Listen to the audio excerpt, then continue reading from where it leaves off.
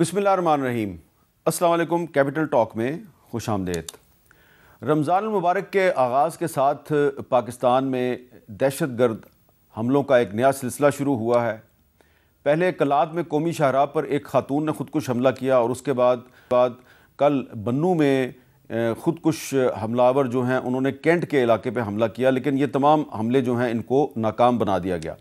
तो एक तरफ पाकिस्तान में जो दहशतगर्द हमले हैं उनकी एक नई लहर शुरू हुई है, लेकिन साथ ही साथ जो अमरीकी सदर डोनाल्ड ट्रंप हैं उन्होंने पाकिस्तान का शुक्रिया अदा किया है कि पाकिस्तान एक दहशतगर्द जिसका ताल्लुक दाइश के साथ था उसकी गिरफ्तारी में अमरीका की मदद की है।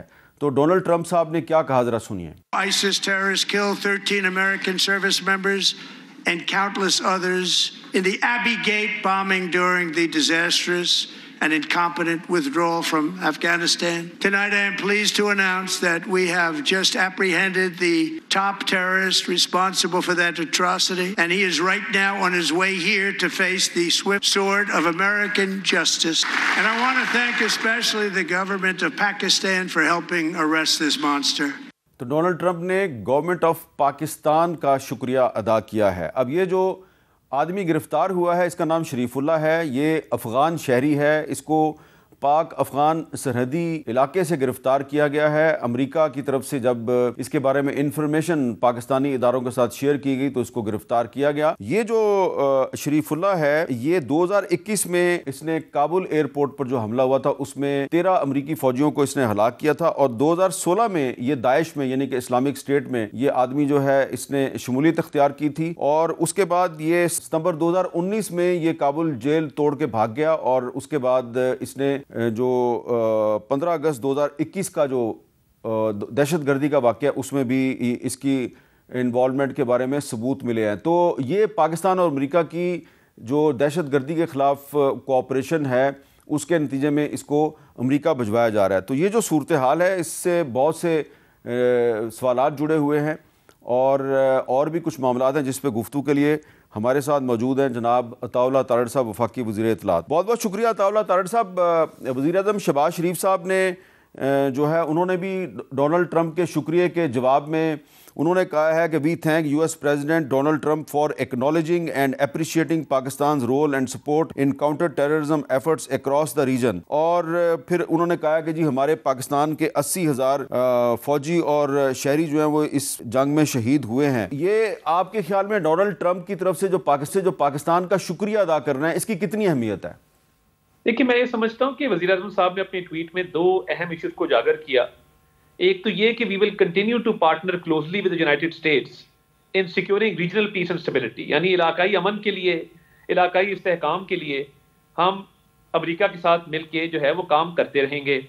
दूसरा, उन्होंने ये कहा कि हमने जो पाकिस्तानी सिक्योरिटी फोर्सेज हैं उन्होंने ISKP का एक ये टॉप ऑपरेशनल कमांडर है शरीफुल्लाह, जो कि एक अफगान शहरी है और मुतअद्दिद दहशतगर्दी के वाक़यात में मुलव्विस था। वो सिक्योरिटी फोर्सेज ने, पाकिस्तानी सिक्योरिटी फोर्सेज ने कामयाबी के साथ पाक अफगान बॉर्डर रीजन से जो है वो उसकी एप्रीहेंशन की। तो मैं ये समझता हूँ कि दहशतगर्दी की जंग ये एक कॉमन मसला है, और ये अब ह्यूमैनिटी का, इंसानियत का एक कॉमन मसला है, क्योंकि दहशतगर्द का ना रंग होती है, ना नस्ल, ना मजहब, ना कोई उसका दीन ईमान होता है, और वो इंसानियत भी उसको तस्लीम वो नहीं करता। और ये जो दहशतगर्दी के वाक़यात होते हैं ये फितना अल ख्वारिज एक ऐसा फितना है जो अमन और सलामती को तबाह करना चाहता है। तो पाकिस्तान ने जो कुर्बानियाँ दी हैं, 80,000 हमारे जो लोग शहीद हुए जिसमें फ़ौजी, पुलिस, रेंजर्स, सिविलियंस शामिल हैं, तो मैं ये समझता हूँ कि ये पाकिस्तान की उस एफर्ट की आज पजीराई हुई कि पाकिस्तान भी इसमें एक विक्टिम है। और मैं एज ए पॉलिटिकल वर्कर आपको ये बताऊं कि आज जब अमेरिकन प्रेसिडेंट ने पाकिस्तानी गवर्नमेंट का शुक्रिया अदा किया, तो देखिए इस एप्रीहेंशन से लाखों जानें बचेंगी। ये जो दहशतगर्दी के वाक़यात होते हैं और इस तरह के लोग जो इलाकाई अमन तबाह करने में बिल्कुल पेश हैं, इनका जब तक कला कमा नहीं होगा तब तक मैं समझता हूँ कि रीजनल पीस स्टेबिलिटी जो है वो अटेन नहीं हो सकेगी। तो शहबाज शरीफ साहब ने भी प्रेसिडेंट डोनाल्ड ट्रंप की शुक्रिया के जवाब में इज़हार तशक्कुर किया और इस अज़म का इजहार किया है कि दहशतगर्दी की जंग में हम चैन से नहीं बैठेंगे और दहशतगर्दी के नासूर को बिल्कुल जड़ से उखाड़ेंगे। और देखिए कल जो बन्नू में भी हुआ, हमारी सिक्योरिटी फोर्सेस, हमारी फौज ने जो कुर्बानी दी है और जिस तरीके से उन टेररिस्ट को एप्रीहेंड किया है, मैं समझता हूं लायक तहसीन है। अच्छा, तारड़ साहब, जो चीफ मिनिस्टर हैं खैबर पख्तूनख्वा के अली मीन गंडापुर साहब, उन्होंने जो बन्नू का वाक़या है उस पर उसकी उन्होंने भी मजम्मत किया, लेकिन साथ ही साथ उन्होंने कुछ और भी कहा। जरा सुने वो क्या कह रहे हैं। हमने TOR भेजे हुए हैं फेडरल गवर्नमेंट को, हम कब से हुकूमत आई है बार बार कह रहे हैं कि अफगानिस्तान के साथ बैठ के बातचीत की जाए। उसके ऊपर इनको इतनी की परवाह नहीं आ रही है और हालात दिन दिन ख़राब हो रहे हैं। तो मेरी गुजारिश होगी कि हमारा जो एज ए प्रोविंस हमने एक इनको सजेशन दी है कि हम वहाँ पर बातचीत करना चाहते हैं इस बारे में, तो उसके ऊपर इसको सीरियस लें, क्योंकि आज तो हमारे सूबे में है लेकिन ये चीज़ आगे फैल सकती है। जी अताउल्लाह तारड़ साहब, अली मीन गंडापुर साहब कह रहे हैं जी कि ये जो पाकिस्तान में दहशत गर्दी है इसको रोकने के लिए हम चाहते हैं कि वफाकी हुकूमत जो है वो अफगानिस्तान के साथ बातचीत शुरू करे। आपके ख्याल में उनके मुतालबे में कोई वजन है? देखिए, हम ये समझते हैं कि दहशत गर्दी की जो जंग है, दहशत गर्दी के खिलाफ जो एक कौम का अज़म है, वो उसका मकसद ये है कि दहशत गर्दी का खात्मा हो। और दहशत गर्दी का खात्मा तभी मुमकिन है कि जब हम यक ज़बान होकर दहशत गर्दी के खात्मे के हवाले से, इस नासूर को ख़त्म करने के हवाले से मिल के एफर्ट करें। गंडापुर साहब को चाहिए कि वो फॉरेन पॉलिसी की फॉर्मुलेशन छोड़ें दफ्तर खारजा पे और नायब वजीर आजम पे, और वो ये फोकस करें कि मैंने पेशावर में सेफ सिटी कैमरास कैसे लगाने हैं, और वो ये देखें कि मैंने KP के सूबे में दहशत गर्दी के खात्मे के लिए क्या करना है। क्या मैंने पेशावर में सेफ सिटी कैमरास इंस्टॉल कर दिए जिस तरह लाहौर में और दीगर जगहों पे इंस्टॉल हुए? क्या मैंने counter terrorism department state of the art establish कर लिया? क्या मैंने बाकी जो इक़दाम करने थे दहशत गर्दी के खात्मे के लिए, क्या मैंने बतौर वज़ीर आला वो कर लिए? यहाँ पे प्रॉब्लम ये है कि अपना काम हम करते नहीं हैं और दूसरे को कामों में मुदाखलत भी करते हैं और उन्हें बताते हैं कि बेहतर कैसे करना है।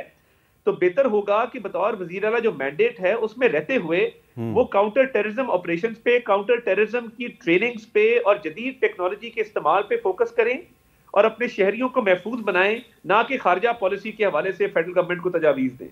अच्छा, ये अब जो पाकिस्तान और अमेरिका के दरमियान एक ताउन शुरू हुआ है और सदर डोनाल्ड ट्रंप ने एक्नॉलेजमेंट भी किया है, तो क्या आप समझते हैं कि ये इस मौके का फ़ायदा उठा के डॉक्टर आफिया सिद्दीकी का मामला भी अमेरिकी हुकूमत के साथ उठाया जाना चाहिए? देखिए, डॉक्टर आफिया सिद्दीकी पे पहले ही एक कोर्ट के ऑर्डर के नतीजे में एक, आपको याद होगा कि एक वज़ीर आज़म साहब ने लेटर लिखा था और लेटर लिखने के साथ साथ एक वफ्द के हवाले से भी मुकम्मल तौर पे हुकूमत ने जो है उसकी कॉम्पोजिशन की थी। तो इस पे ऑलरेडी काफ़ी हुकूमत काम कर रही है और हम कॉज के साथ कमिटेड भी हैं और हम समझते हैं कि जो वज़ीर आज़म साहब का आखिरी लेटर है और जो कोर्ट के ऑर्डर्स हैं उस पे ना सिर्फ आगे पेशरफ्त होनी चाहिए, बल्कि जो गवर्नमेंट ने उस लेटर के अंदर सारे मामलात को डिस्कस किया, मैं समझता हूँ कि वो ऑल इनकम्पसिंग था, उसमें हर चीज़ शामिल की गई।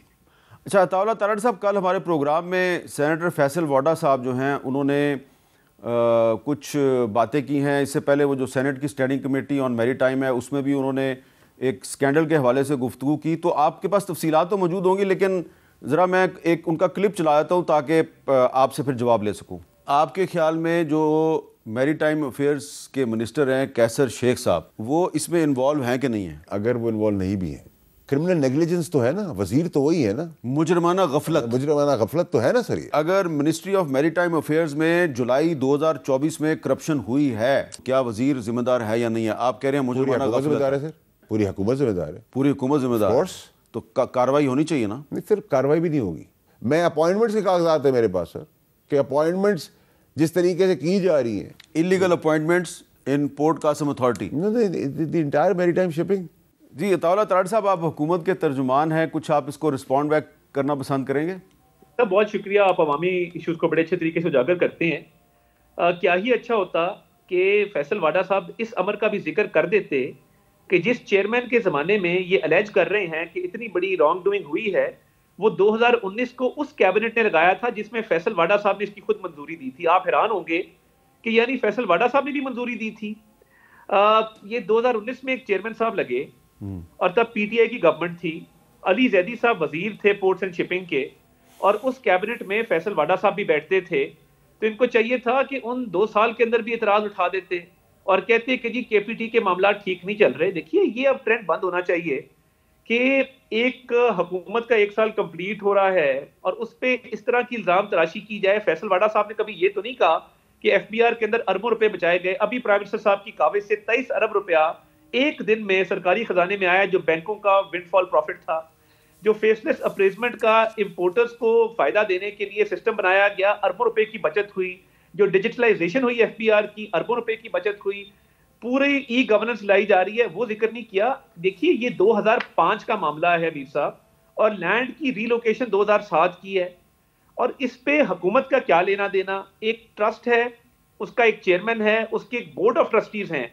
कोई फैसला ना, वजीर की भी मैं समझता हूं इनकॉम्पिटेंस नहीं, वजीर के पास तो फैसला आया ही नहीं, एक बोर्ड ने ये फैसला किया। और देखिए बात बड़ी सिंपल है, एक जमीन थी जो 2005 में अलॉट की गई, उसको समझा गया कि वो नहीं ठीक, एक और जमीन जो है वो अलॉट की गई ईओआई के थ्रू, और जब वो जमीन अलॉट कर दी गई, वो 2005 में अलॉट की गई। अब फैसल वाडा साहब ये कह रहे हैं कि 2005 में एक बंदा आया, उसने जमीन खरीदी, आप उससे आज की डेट की पेमेंट लें विदाउट गोइंग इनटू मेरिट्स।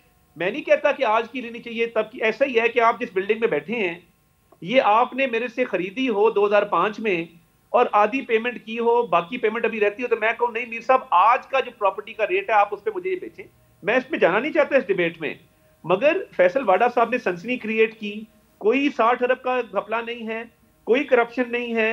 एक ट्रस्ट ने 2005 में केपीटी ने सॉरी पोर्ट कासिम अथॉरिटी ने, पीक्यूए ने इस मामले को टेकअप किया 2005 में, और जब पीक्यूए ने इसको टेकअप किया, एक ईओआई के थ्रू किया, फिर 2007 में लैंड की रिलोकेशन उस वक्त के प्राइम मिनिस्टर से उन्होंने अप्रूव करवाई। तो मुझे बता दीजिए कि कौन वजीर का इसमें आता है, कौन इसमें जो है। अच्छा तारड़ साहब, क्या तारड़ साहब, फैसल वाडा साहब ने जो डॉक्यूमेंट्स स्टैंडिंग कमेटी में भी पेश किए हैं, हमें भी दिखाई, उसके मुताबिक जो बोर्ड है पोर्ट कासिम अथॉरिटी का, उसने पिछले साल जुलाई 2024 में ये 500 एकड़ ज़मीन जो है ये 5 अरब रुपए के एवज 50 साल की लीज़ पे दी है। तो वो कह रहे हैं ये मौजूदा हुकूमत के दौर में ये हुआ है। 60 अरब रुपए की जो ज़मीन है वो सिर्फ 5 अरब रुपए में 50 साल की लीज़ पे दे दी गई है। और जब इन्होंने स्टैंडिंग कमेटी का इजलास बुलाया, तो इजलास बुलाने का जब नोटिस जारी हुआ तो उसके 24 घंटे के अंदर अंदर ये मामला रिवर्स हो गया। देखिए बात ये है कि ये जमीन कोई दी नहीं गई उस दौर में, एक लिटिगेशन चलती आ रही है 2005 से। वो नया मामला तो नहीं होता कि हमारी हुकूमत में एक नया मामला जुलाई में आ गया। एक मामला 2005 से चला आ रहा है। सिंध हाई कोर्ट का एक ऑर्डर आता है, आउट ऑफ कोर्ट सेटलमेंट की तरफ मामला जाता है, और जब आउट ऑफ कोर्ट सेटलमेंट होती है, वो जमीन की खरीदारी नहीं है, वो लीज है। आपको ये पता होना चाहिए कि जमीन की खरीदारी और लीज के रेट में फर्क होता है। अब अगर चले इनकी बात में चले मार्केट रेट ले लेते हैं। लेट सपोज कि जो लीज है वो मार्केट रेट 7 अरब रुपए का है, तो जो लीज एग्रीमेंट हो रहा था वो 4 अरब पे हो रहा था, 4.5 अरब पे हो रहा था। इवन देन प्राइम मिनिस्टर का इसमें कोई किसी किस्म की कोई अप्रूवल, प्राइम मिनिस्टर की कोई इन्वॉल्वमेंट, फेडरल गवर्नमेंट की कोई इन्वॉल्वमेंट, मिनिस्टर की कोई इन्वॉल्वमेंट, क्योंकि तो पोर्ट कासिम अथॉरिटी है, उसका बोर्ड इंडिपेंडेंट है अपने फैसले करने में। तो 2005 के मामले को यह कह दिया जाए कि जी जुलाई में नया शुरू हो गया, नया नहीं था, आउट ऑफ कोर्ट कंटिन्यू कर रही थी। तो फैसल वाडा साहब ने सनसनी क्रिएट की, और बतौर चेयरमैन वो अपनी परफॉर्मेंस जरूर दिखाएं, मगर फैक्ट्स को ट्विस्ट नहीं करना चाहिए। अच्छा, लेकिन ये जो स्टैंडिंग कमेटी ऑन मैरीटाइम है, इसमें आपकी पार्टी के सेनेटर हजरात भी मौजूद हैं, आपके इत्तेहादियों के सेनेटर हजरात भी मौजूद हैं, तो वो कमेटी के इजलास में काउंटर क्यों नहीं करते फैसल वाडा साहब को? देखिए मैं तो समझता हूं कि कमेटी के इजलास में जिस भी पार्टी से जिस मेंबर का ताल्लुक हो उसको तैयारी से जाना चाहिए, वजीर को तैयारी से जाना चाहिए। मेरी स्टैंडिंग कमेटी इंफॉर्मेशन की, कल मुझे पीटीवी के एंकर्स पे सवाल किया एक सेनेटर साहिबा ने, मैंने भरपूर जवाब दिया कि अगर हम एंकर्स लाएंगे किसी भी चैनल पे, मार्केट बेस्ड सैलरीज पे लाएंगे, उनका हक बनता है, और उनको ये आजादी देंगे कि वो जिस मर्जी गेस्ट को बुलाना चाहें वो बुलाएं। तो ये मैं समझता हूं कि फैसल वाडा साहब को चाहिए था थोड़ा होमवर्क बेहतर कर लेते, और ये इस हुकूमत का कुछ सच्चा तो क्या, कुछ झूठा स्कैंडल भी नहीं आया, बता देते कि 2005 से चल रहा है, और सेटलमेंट जो है वो 2024 में बोर्ड ने करने की कोशिश की, हुकूमत का उससे कोई लेना देना नहीं था। इवन देन मैं इसके एक एक शिक पे जो है वो जवाब दे रहा हूं, और हुकूमत की जो अच्छी काविशें होती हैं, जो अरबों रुपया बैंक से लिया गया, एलीट क्लास से लिया गया, बड़े बिजनेसमैन थे उनसे लिया गया, और गरीब आवाम पे वो खर्च किया जाएगा। शहबाज शरीफ साहब ने वो पेन ली तो वो आया, तो उसको सराहना भी चाहिए उसके साथ साथ। बहुत बहुत शुक्रिया अताउल्लाह तारड़ साहब हमारे साथ थे। एक वक्फ़ा लेते हैं। वक्फ़े से पहले मैं एक और मामला है उसको भी नाजरीन आपके और हुकूमत के नोटिस में लाना चाहता हूँ कि कल पाकिस्तान की जो यूनिवर्सिटियों के उसातिज़ा हैं वो यौम स्याह मना रहे हैं, और इस सिलसिले में federation of all Pakistan universities academic staff association जो है वो कल लाहौर में एक मुज़ाहरा कर रही है, क्योंकि जो रिसर्च ग्रांट है उसातिज़ा की उस पर जो 25% टैक्स की छूट थी वो ख़त्म कर दी गई है। और एक इसके साथ ही जुड़ा हुआ मामला है, और वो ये है कि इस्लामाबाद में 3 यूनिवर्सिटियाँ जो हैं वहाँ पर जो टीचर्स और दीगर स्टाफ है उसको तनख्वाहें वक्त पे नहीं मिल रही है। कौन सी यूनिवर्सिटी हैं जी? कायद-ए-आज़म यूनिवर्सिटी इस्लामाबाद, यानी बानी पाकिस्तान के नाम पे कायम यूनिवर्सिटी है, इंटरनेशनल इस्लामिक यूनिवर्सिटी इस्लामाबाद, वफाकी उर्दू यूनिवर्सिटी इस्लामाबाद। इसके अलावा पंजाब में भी 3 यूनिवर्सिटियाँ, यहाँ पर भी तनख्वाहें टाइम पे नहीं मिल रही। इस्लामिया यूनिवर्सिटी बहावलपुर है, पंजाब यूनिवर्सिटी लाहौर है, और बहाउद्दीन ज़ुकरिया यूनिवर्सिटी मुल्तान है। इस्लामाबाद और पंजाब के अलावा खैबर पख्तूनख्वा और बलूचिस्तान की भी कई यूनिवर्सिटियाँ जो हैं वहाँ पर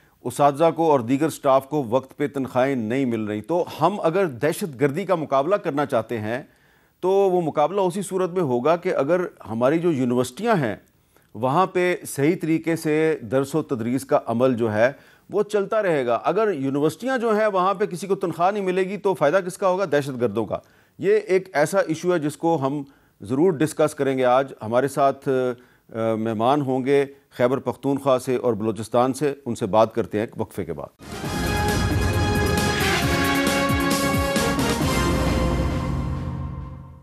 कैपिटल टॉक में दोबारा खुश आमदीद। और अब हमारे साथ मौजूद हैं पेशावर में शौकत यूसुफजई साहब, तहरीक इंसाफ के सीनियर रहनुमा हैं, और हमारे साथ मौजूद हैं सेनेटर कामरान मुर्तज़ा साहब जिनका ताल्लुक़ जमीयत उलमा इस्लाम फजलुर रहमान ग्रुप के साथ है। तो हमने इन दोनों मेहमानों को दावत इसलिए दिया कि एक का ताल्लुक़ खैबर पख्तूनख्वा से है, दूसरे का ताल्लुक़ बलूचिस्तान से है, और एक रमज़ान अल मुबारक के शुरू होते ही दोनों सूबों में दहशत गर्दी की एक नई लहर जो है उसका आगाज़ हो गया। शौकत यूसुफजई साहब, हम अभी थोड़ी देर पहले बात कर रहे थे वफाकी वज़ीर इत्तलात अताउल्लाह तारड़ साहब के साथ, और उनको हमने कहा जी कि जो खैबर पख्तूनख्वा के चीफ मिनिस्टर हैं अली मीन गंडापुर साहब, वो कहते हैं जी कि अफ़गानिस्तान के साथ दहशत गर्दी के मसले पर बातचीत होनी चाहिए। उनका कहना है जी कि ये आपका मामला नहीं है, ये आप वजारत ख़ारजा पे छोड़ दें, आप सूबे में जो अमन व अमान की सूरत हाल है उस पर फोकस करें। तो आप ये समझते हैं कि ये अमन व अमान जो है एक सूबाई मसला है, और जो आपकी हुकूमत है उसको ख़ारजा अमूर में मुदाखलत नहीं करनी चाहिए? बिस्मिल्लाहिर्रहमानिर्रहीम। बहुत शुक्रिया हामिद साहब, अल्लाह इनको अक़ल दे। ये कोई कराची जैसे कोई कार स्नैचिंग या बाइक स्नैचिंग या इस तरह का मसला नहीं है कि लॉ एंड ऑर्डर हम कंट्रोल नहीं कर पा रहे हैं। ये दहशत गर्दी है, और ये 15, 20, 25 साल हो गए, जब हम तो इसमें जवान हो गए, हमें देख रहे हैं कि दहशत गर्दी हो रही है, और फिर ये भी पता है कि कहाँ से हो रही है। जब ये सारे मामलात का पता हो तो फिर आपका वज़ीर दाखिला क्या कर रहा है, फिर आपकी वजारत ख़ारजा क्या कर रही है, ये तो खुल्लम खुल्ले नालायकी है और नाअहली तस्लीम कर रही है गवर्नमेंट।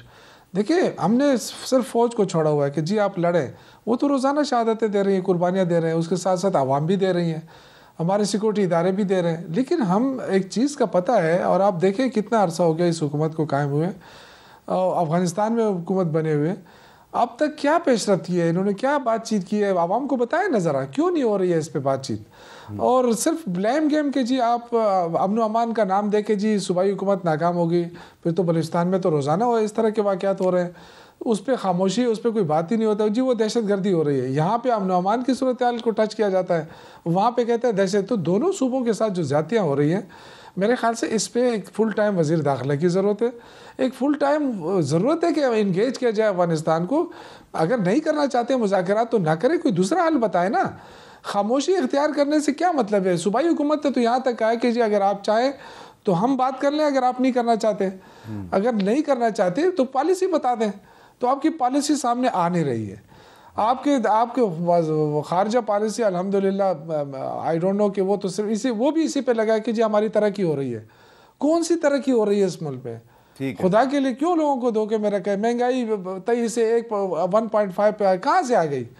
आप जाके देखें ना, आवाम रुल रही है। अच्छा, महंगाई पे बात कर लेते हैं, टेंशन डाइवर्ट हो जाएगा दूसरी तरफ। लेकिन पहले जरा इस इशू को जरा निपटा लें। कामरान मुर्तज़ा साहब, बलूचिस्तान में भी अमन अमान की सूरत हाल काफ़ी ख़राब है। अब तो कोयटा शहर जो है वो भी काफ़ी गैर महफूज हो गया है। आप ये नहीं समझते कि आप सेनेट के मेंबर हैं तो इस पे पार्लियामेंट के दोनों ईवानों में खुल के बहस होनी चाहिए कि ये जो लड़ाई है, इसको, ये जो दहशतगर्दी की नई लहर है, इसका मुकाबला कैसे किया जाए? मैं रिपीटेडली इसमें रिक्वेस्ट कर चुका हूँ और जितना मुझे टाइम मिलता है ज़बरदस्ती लेना पड़ता है टाइम भी, और उसमें बलूचिस्तान के इश्यूज़ पे भी बात कर चुका हूँ और उनको कहा है कि 1-2 दिन आप बलूचिस्तान के ऊपर रखें और इसमें डिबेट करें कि क्यों इस तरह के हालात हैं।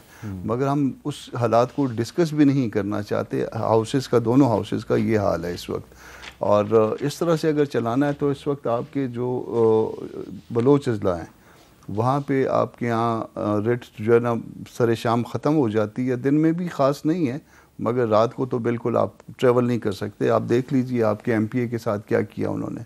और इस तरफ जब आप वापस आते हैं इस्लामाबाद आने के लिए इसमें डेरा इस्माइल ख़ान के रास्ते से, तो भी जो है शाम को नहीं आ सकते। वहाँ पे भी जो है ना अब हम ट्रैवल नहीं कर सकते, इवन पश्तून अजला में भी।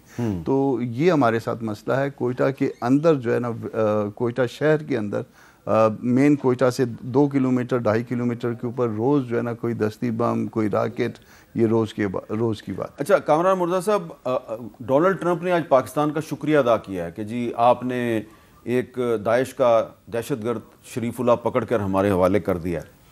तो अगर अमेरिका और पाकिस्तान के दरमियान ये बातचीत हो रही है, दहशतगर्दी के मसले पे ताउन हो रहा है, तो अफ़गानिस्तान के साथ बातचीत की राह में रुकावट क्या है?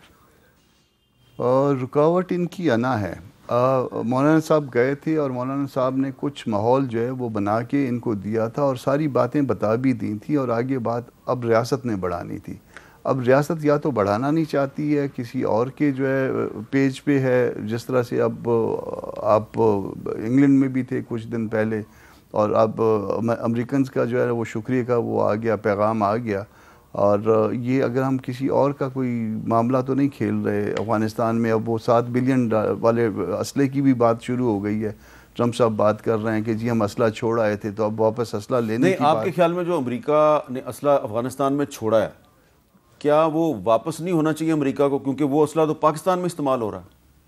वो उस वक्त जब अमेरिका ने असला छोड़ा था तो उस कतर के मुज़ाकरात के नतीजे में छोड़ा था ना। तो फिर छोड़ने की वजह अचानक तो नहीं कि अचानक भाग आए थे उधर से। तो जब उधर मुज़ाकरात के नतीजे में छोड़ा था तो वो ले के जाना चाहिए था। वो छोड़ा गया, उसकी कोई वजह होगी। वजह ये होगी कि पाकिस्तान में या आसपास के ख़त्ते में, पूरे ख़त्ते में कोई डिस्टर्बेंस क्रिएट की जाए या मुस्तकिल रहे। अब उस असला लेने के बहाने जो है ना वो फिर मुदाखलत की राह हमवार की जाए। तो ये जो कुछ भी है ये प्री प्लान्ड है, ये मैनेज्ड है, अरेंज्ड है। असला छोड़ा जाना भी, असले का वापस मांगना भी पाकिस्तान में यकीनन इस्तेमाल हो रहा होगा, मगर छोड़ा गया तो ये ऐसे कोई बच्चे थे ये छोटे के जो छोड़ के आ गए, पेन गरबू लाए। अच्छा शौकत यूसुफ साहब, ये हम देख रहे थे कि अमेरिका में बड़ी लॉबिंग की जा रही थी कि पाकिस्तान में जो सियासी सूरत हाल है, इंसानी हकूक़ की खिलाफ वर्जियाँ हैं, उस पर कोई उनकी कांग्रेस में डिबेट हो, और कोई बिल भी जो है वो जो विल्सन लाना चाह रहे थे। लेकिन अब तो ट्रंप साहब ने हुकूमत पाकिस्तान का शुक्रिया अदा कर दिया है। तो आपके ख्याल में इस शुक्रिया की कोई अहमियत है? नहीं, देखिए ये तो एक दुनिया को बताने के लिए भी है, और दूसरा एक जो अगर परफॉर्मेंस दिखाई है तो वो तो हमारे सिक्योरिटी इदारों ने दिखाई है ना। और लेकिन ये कि एक ऐसे मौके के ऊपर जब इतना बड़ा वाक़या हो जाता है कोड़ा खटक में, और फिर उसके बाद ये वाक़या हो गया बनू वाला, तो मेरे ख्याल से इसको डाइवर्ट नहीं करना चाहिए। गवर्नमेंट को इसको फोकस करना होगा, क्योंकि ये बदकिस्मती है कि हमने नेक्टा बनाया और फिर हम कहते जी वो क्या था, नेशनल एक्शन प्लान बनाया। ये सारी चीज़ें हमें उस वक्त याद आ जाती हैं जब मुश्किल वक्त आ जाता है, इस तरह की सूरत हाल बनती है। एक्चुअली हमें इस पर पूरा काम का हमें दहशतगर्दी ख़त्म नहीं हुई इस खत्े में। ये कोई कहे कि ना कि जी हमने ख़त्म कर दी और आप चैन से बैठे, मेरे ख्याल से वो जो 3 साल थे इमरान खान का दौर था, वही अमन हमने देखा। इसके अलावा तो 15-20-25 सालों से मैं भी देख रहा हूँ, आप भी देख रहे हैं, ये खिता किसी न किसी सूरत में वो मुतासर है। लेकिन इस वक्त जो सूरत हाल है वो तो बिल्कुल देखें ना, गवर्नमेंट जो है वो उस पर इल्ज़ाम लग रहा है अफगान गवर्नमेंट के ऊपर कि जी वो मुलविस है उसमें, वो तो फिर बात क्यों नहीं की जा रही? और क्या ये इंटेलिजेंस कितना बड़ा फ्लेवर इसमें आपको नज़र आएगा ना कि 2 गाड़ियाँ आती है कैंट के एरिया में, तो वैसे भी कोई सुजुकी भी नहीं जा सकती है बगैर तलाशी, लिए कितना मुश्किल होता है, लोगों को शनाख्ती दिखाना पड़ता है, तो 2 गाड़ियाँ कैसे चली गई, इसकी तहकीकात तो होनी चाहिए। लैब्स तो हुआ है, नहीं तो आपकी हुकूमत है ना, देखिए ना सूबे में आपकी हुकूमत है, तो बन्नू में अगर बारूद से भरी गाड़ियां जो हैं वो तमाम नाके तोड़ के और पहुंच जाती हैं कैंट के एरिया में और वहां जाके ब्लास्ट भी कर देती हैं, तो कुछ ना कुछ जिम्मेदारी तो सूबाई हुकूमत की भी है ना।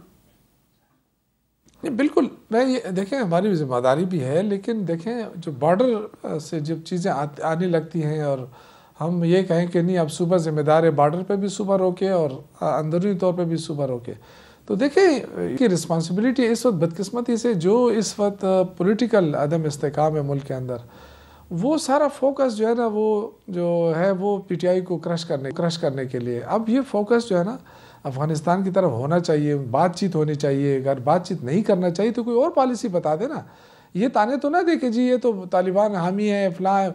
एक वक्त था जब हम चाहते थे कि मुज़ाकरात हो जाए और वो सब सारी दुनिया ने तस्लीम किया था कि जी सही बात थी। अगर आप नहीं करना चाहते मुज़ाकरात तो कोई और काम करें, लेकिन कर देना। किसके सहारे पे आपने छोड़ा है ये सूबा, किसके सहारे पे छोड़ा है बलूचिस्तान, किसके सहारे पे छोड़ा हुआ है? सिर्फ ये कि आपने फ़ौज से कहा जी लड़े आप, वो तो बेचारे कुर्बानियाँ दे रहे हैं, तो वो भी तो आखिर किसी के बच्चे हैं, किसी के भाई हैं, तो सिर्फ कुर्बानी शहादतें लेने से तो मसला हल नहीं होगा। मसला ये है कि आप उस चीज़ को रोकते क्यों नहीं है? आपने ज़ख़म बना दिया, उस पर पट्टी बांध के आप उसको फिरा रहे हैं और ज़ख़म ख़राब होता जा रहा है। ये इस पर खामोशी मैं समझता हूँ कि बहुत बड़ा नेगलिजेंस है वफाकी हुकूमत का, क्योंकि हम बातचीत के लिए बात करते हैं तो कहते हैं ये मुदाखलत कर रहे हैं।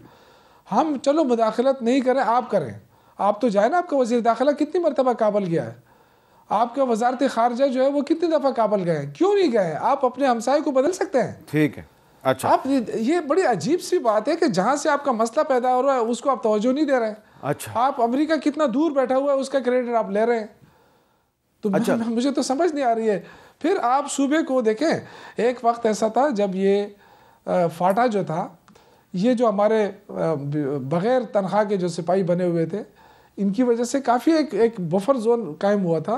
आपने ख़त्म करके उसको सूबे में शामिल कर दिया। अच्छा, जब शामिल कर लिया तो अब NFC अवार्ड ख़त्म हो गया, अब उस पर आप खामोश हैं। NFC अवार्ड ये एक्सटेंड होगा जी, क्यों एक्सटेंड होगा भाई?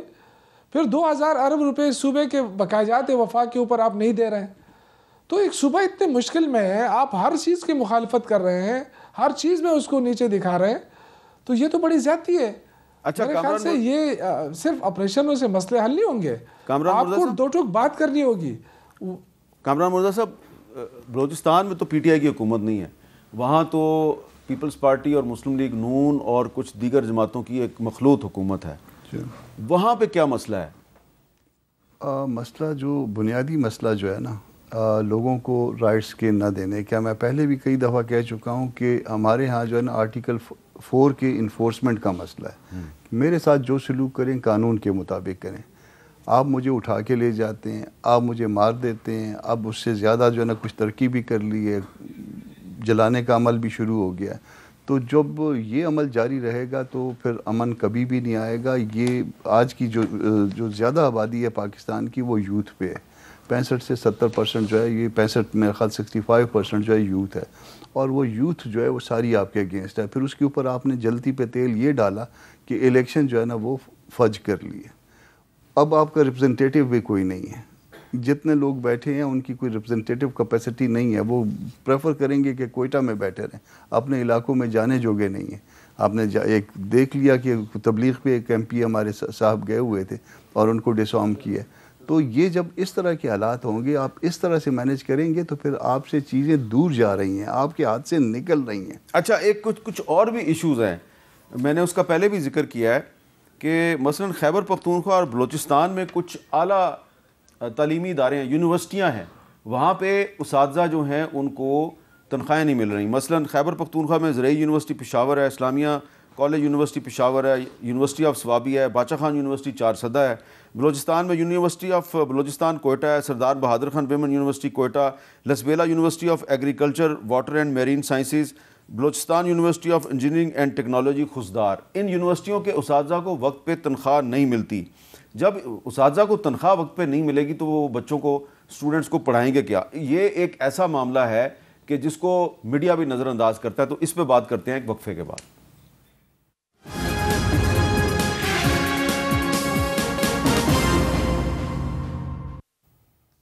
कैपिटल टॉक में खुशामदीद।